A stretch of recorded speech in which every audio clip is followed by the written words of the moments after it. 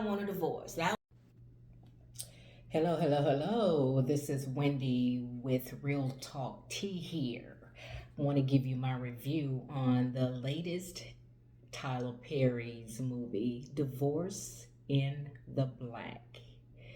It was released on yesterday on Prime, Amazon Prime, and it's about 122 minutes long, categorized as a thriller, drama, suspense.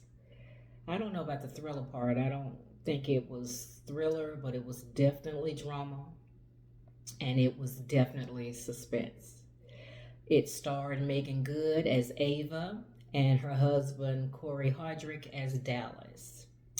Just to round it up, it was about this couple, basically from two different sides of the track, that were married. In this marriage, it was awful. It was blatant disrespect. It was abuse, verbal and physical. Um, Ava appeared to be, I don't want to say goody two shoes, but too good for her husband Dallas. Dallas had major issues where they both had mama issues, trying to please mama. Dallas was one of four boys, which one of the brothers at the beginning of the movie had passed away. But he was a mama pleaser and did what mama wanted him to do. But he had major issues. And his issues stemmed from him growing up. He had secrets.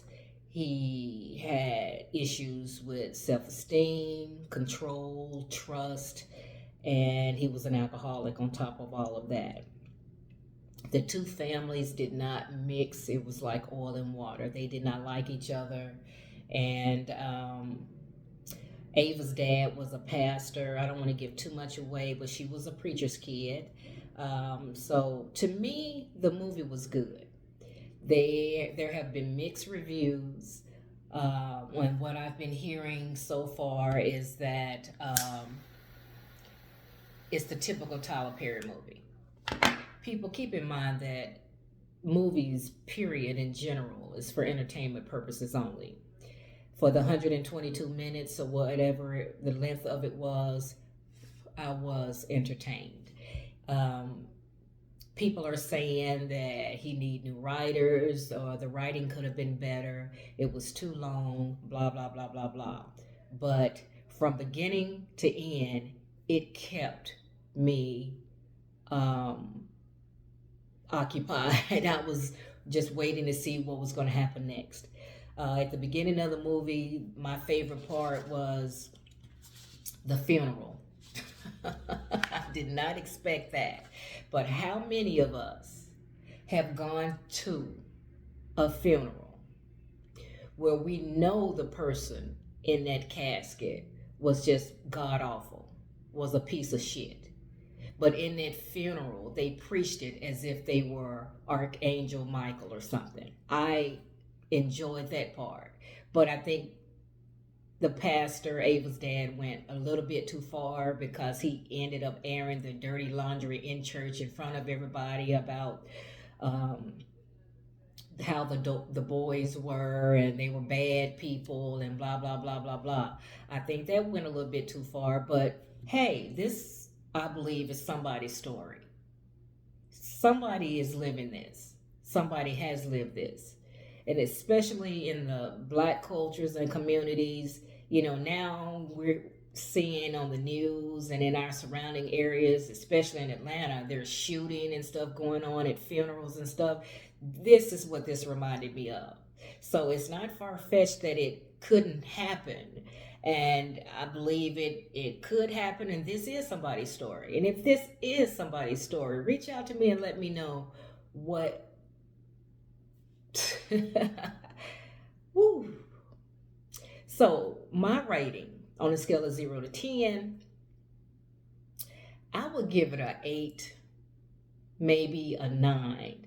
And the reason I say that, at the beginning of the movie, Megan Good, for a minute, for a third of the movie, I thought she had a unibrow. I don't know if anybody else picked this up or not, but the whole while under her bangs, I kept staring, thinking, "Does she have a unibrow or what?" But when the scene changed and I was able to see, or they moved her hair in a different position, it still looked like a unibrow. It just looked like somebody took a quarter of an inch off, but the eyebrows were just too close together to me. But outside of that, she's a beautiful person, a beautiful soul, and she did very well in this movie, as well as her co-partner Corey Hardrick. He was awesome as well. But people are just saying, all these bad things about it, but just keep in mind it's for entertainment purposes only. It captured my attention from beginning to end. Like I said, my favorite part was the beginning, the funeral, when all of that happened. I don't want to give everything away, but if you haven't seen it, today is Friday. You have the weekend to see it. And if you haven't seen it, click off of this until after you've seen it. But I was really surprised at that funeral. But from there, Dallas had major issues. He had major issues, and he played his part very, very well. The both of them did. But in this, scenario, in this movie, we saw a lot of things. We saw, like I said, we saw verbal abuse. We saw physical abuse.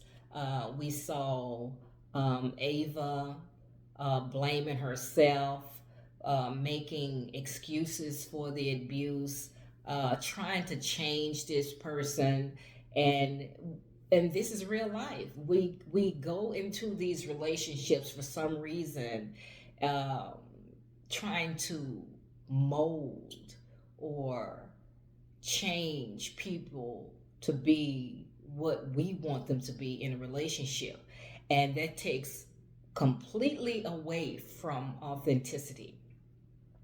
It showed that Ava used to be a track runner and she had goals and ambitions, and she put everything on the back burner for this relationship. Why would we need to do that? Why did she feel she needed to do that? Instead of complimenting each other in the relationship, she brought herself down to his level to be with him.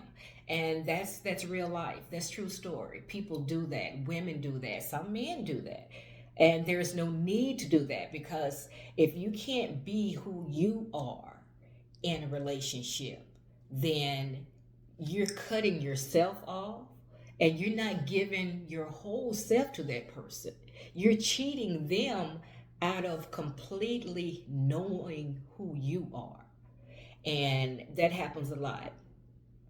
Also, there was a matter of family against family, or family against the spouse. Now, once you're gone, and on your own, your family shouldn't be in your house. I was taught and brought up that what happens in your house stays in your house. But with Dallas, by the mother not liking the family and they're not having any money, they lived in a trailer, and things of that nature. It was that mama controlled her boys. She controlled her boys. She was in denial, I think, about what her boys were doing in the streets. A lot of mamas are. And protect their children at all costs, whether they're, even if they're wrong. And this is somebody's story. I want to know who vibes with this, because this is real life. So there were friends in the movie, a couple. Ava was friends with both the male and the female, but she was closer to the wife, and Dallas was closer to the guy, the male. And they both tried to keep their friends in line, like most friends do. But in actuality, or in reality, we should only be an ear, and try to stay out of other people's business. But I want to know that while the dad was in the hospital, how did they not see her disappear? It's like they looked around and Ava was gone. That was funny to me. And this morning I was looking and researching some things, and on TikTok there's a lady by the name of Lorraine Rogers who says she wrote a book that had this plot of Tyler Perry's movie in it, and that she actually submitted it to Tyler Perry, and she's claiming that he stole her story or her idea, and she's going ham on TikTok. She's mad as hell. So she's dogging him out. She's talking about him and doing things of that nature. I don't have any receipts about that, but she claims that she does. And if that's the case, that's awful. But the movie itself was good. But I really want to know whose story this is and why we can't be our authentic selves for ourselves in relationships. What happens? Why do we need to change ourselves or give up certain things for our family, certain things for our spouses? Why? Why do we feel the need to uh, make excuses for abuse? Verbal, nonverbal, physical, whatever. Abuse, period, should not be tolerated in any form. And what I like most about the movie too, as far as Ava's side of the family, is her dad pulled her to the side and said, I've never laid hands on your mom. I showed you how to be loved. And that starts in the house. That's your foundation. That's your setting a standard. So she knew when she got in a relationship with Dallas, she wasn't accustomed to being called out of her name, to being bitches and being told and controlled and told what to do, when to do it, and things of that nature. But she allowed this to happen. But why? And her dad had a good talking to. He told her, look, you've never seen me do anything to your mom. You've never seen me call your mom out of her name. This was on purpose because I love your mom. Love is not supposed to hurt. And he showed her who she used to be before she met Dallas. And that was a wake-up call too. Sometimes we forget in the scheme of things, we forget who we are because we're out chasing the L word. But love, is not supposed to hurt. But she did. But she was quickly reminded when she went back home and her parents uh, reminded her of who she was, who she's supposed to be, and that she is a fighter, that she was and is competitive. So she had some work to do, and that she should not let this relationship break her. But Dallas, he's the one. He was a drunk, and they were at dinner, and he just all over himself, all over the place. And then he just up out of nowhere said, you know what? I want you to sign these damn papers right now, right here, blah, blah, blah, blah, blah. And then when he saw that she said, she was hurt, but her parents didn't let her be hurt long because they tried to set her up with an ex. And some people say to get over one, you get under one. But when he saw that she did sign the papers, he flipped the script on her, trying to say, oh, you were cheating the whole time. This is why you signed it. He basically harassed her about signing these papers. He went to her job and made a spectacle of himself. I mean, who does that? Some people do. But when you notice that people act out of character like that, how many red flags does she have? The first time he called her out of her name, that's red flag number one. One time is one time too many. The first time he raised a hand, even without touching, that's a red flag. When he actually touched her, that was a red flag. And then her friend, she was a good friend throughout their whole relationship. She documented every single thing that he had done to her. And one of the things that he did to her was spit on her. Now, some things you just don't come back from. You cannot bounce back from certain things. Because you spit on the ground. You don't spit on a person. That's saying a whole hell of a lot. Who does that? I know people that do, and they still are in their relationship. So how do you value yourself? How do you let yourself go so much in a relationship where you just lose all sight of who you are? Especially when you've had good parents. You grew up with your natural mother and father that you never saw fight. You never saw this is your foundation for how a relationship is supposed to go. How you are raised lets you know, or what's normal. Now some people who grew up in an abusive home, and for years and years and years, that's normal for them. And an abuser and abuse a person that has been abused becomes an abuser. So on Dallas's side, not making an excuse for him, that was his issue, because he stated that he saw his dad beat the fuck out of his mama, and his mama had him, the son, to kill his dad. So he had all of that bottled up inside of him, and every time he get drunk, alcohol is a truth serum, and he spit that out. The time before, prior to him asking for a divorce, and then the next morning he had like he ain't said nothing was ever done, he didn't blah blah blah blah. He had tried to get help, I think, and that failed. But he grew up and that was his normal. So he should have got somebody else that was on his level or in his league, so he could, beat the fuck out of him, because that's what he was used to.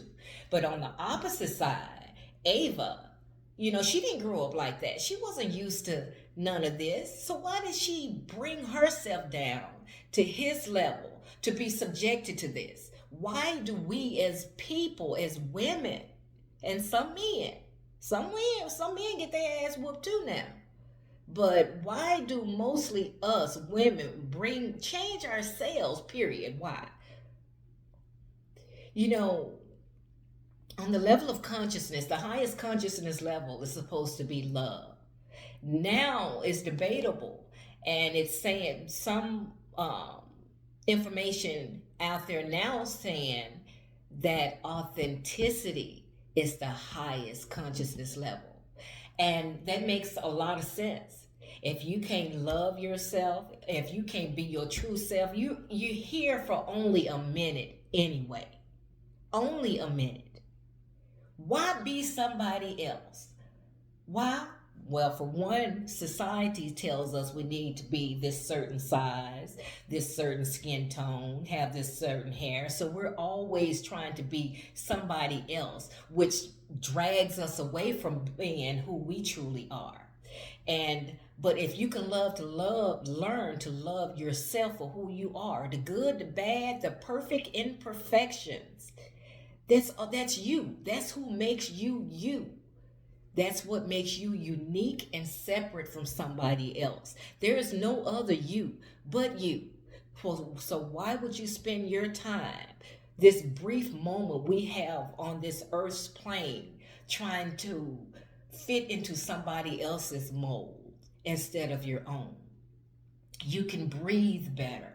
You can walk better. You can have peace within yourself when you can be simply you and just be. But this is real life. This is somebody's story, the whole divorce thing. And I love the way she says, she's been in this, she's been in the red all this time, which meaning she was tired of it, felt just she just felt up with all of this, with the abuse, the everything that she endured, and she thought that she had to endure this. Her parents didn't instill this in her, but her parents to her had a perfect marriage. Although she never saw them fight, argue, or anything, she thought this was something that she had to do. Simply, not because she didn't see it in her house, but because she was a preacher's kid. I'm quite sure she listened to 1,001 sermons about marriage and being committed and divorce being a sin and love your husband and endure. What the hell? What God wants you to stay in an abusive relationship? I don't know. But she felt to please God, number one, her parents, number two, that she had to stay in this relationship no matter what. No, you don't.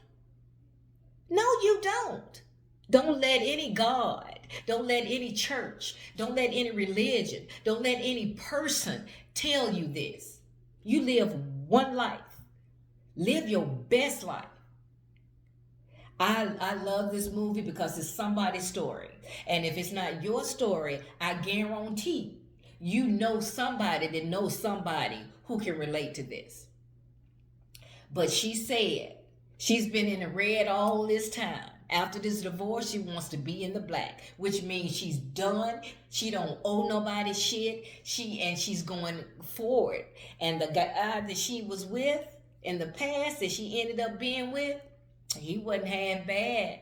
He looked a hell of a lot better than Dallas, but and he respected her. And when she was hurting in the midst of the newness of the divorce, she wanted to have sex with the guy, and he said, "No, this I want to as bad as you want me to. You are turning me on right here, right now, but the situation right now is not right. I want you to be focused on me, not on somebody else. So the timing is all off." He respected her, and that's something she did not get from her relationship and marriage with Dallas. The movie was good to me. It was I don't know what, I am a Tyler Perry fan. I like all his movies. Some of them are raunchy, but I think he brings it from our perspective.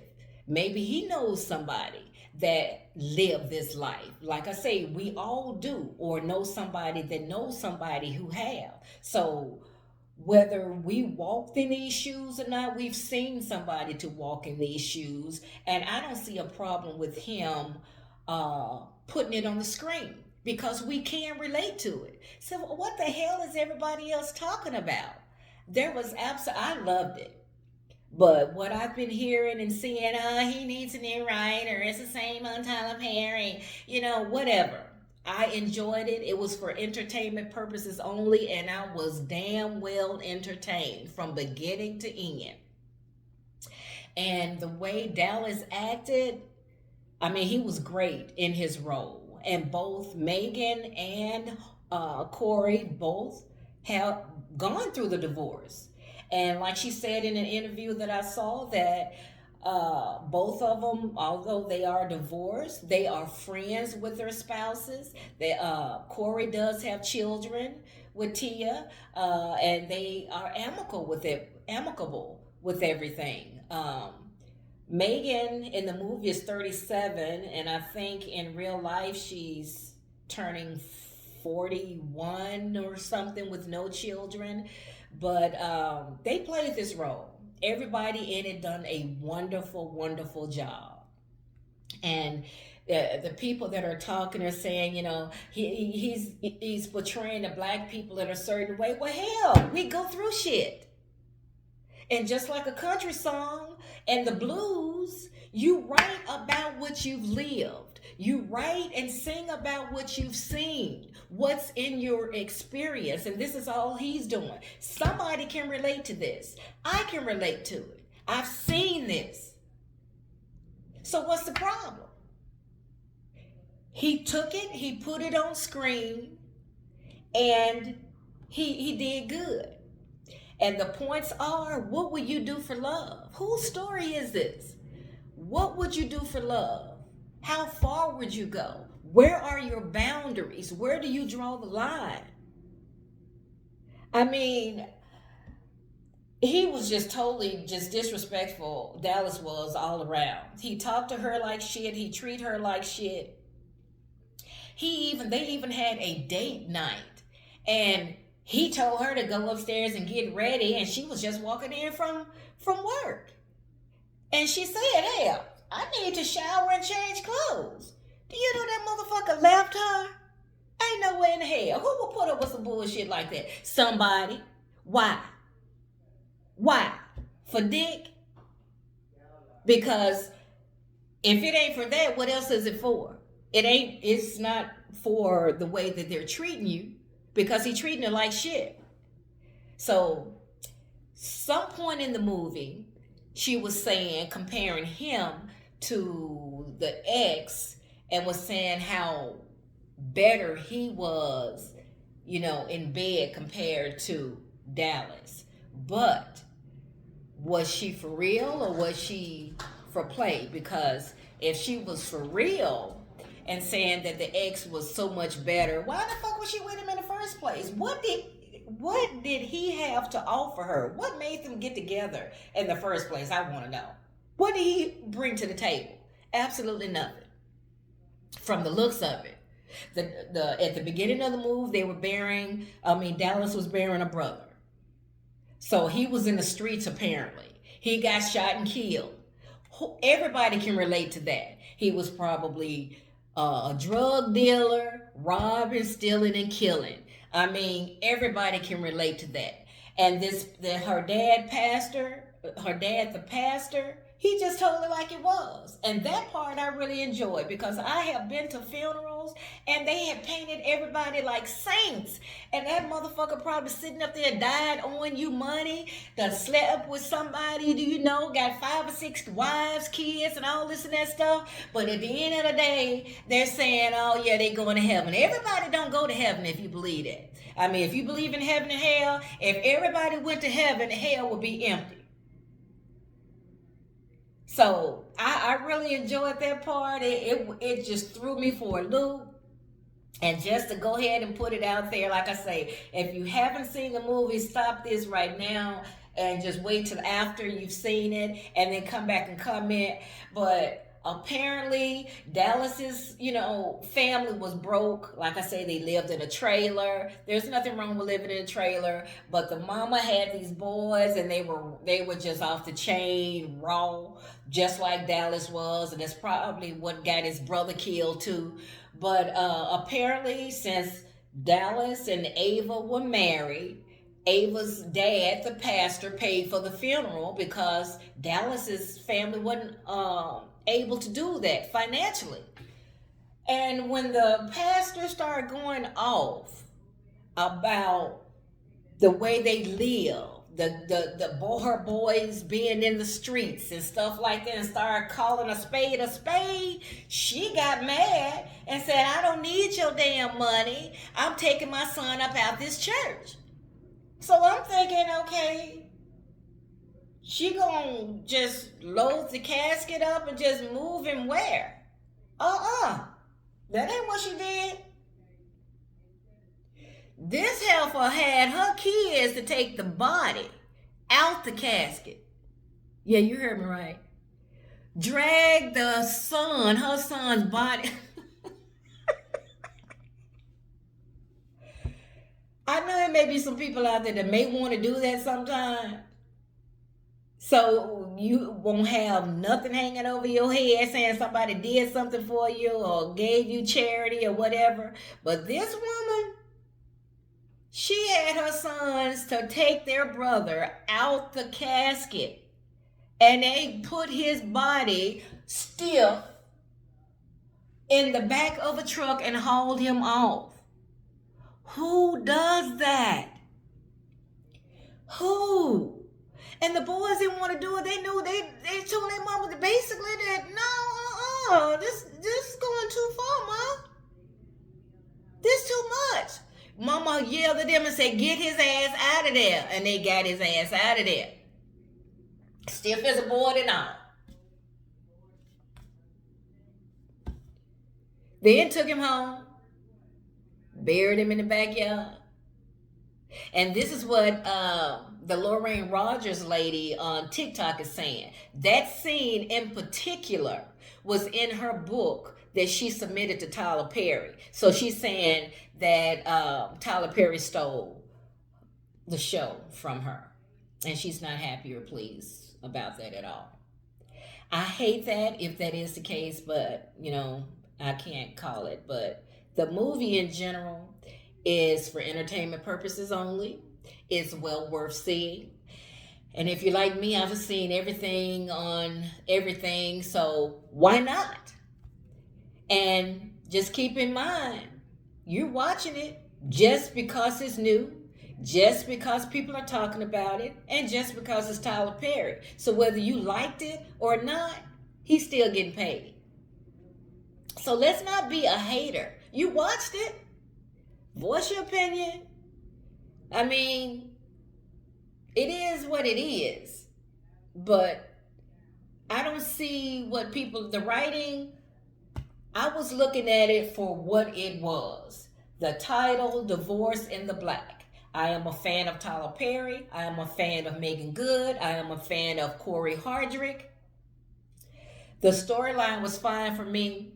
It didn't have to be complicated or oversimplified. It was simple enough to follow. And it was real life for somebody. Whose story is this? I want to know. It's somebody's story. It's somebody's story. But my takeaway for you is don't give up yourself for shit.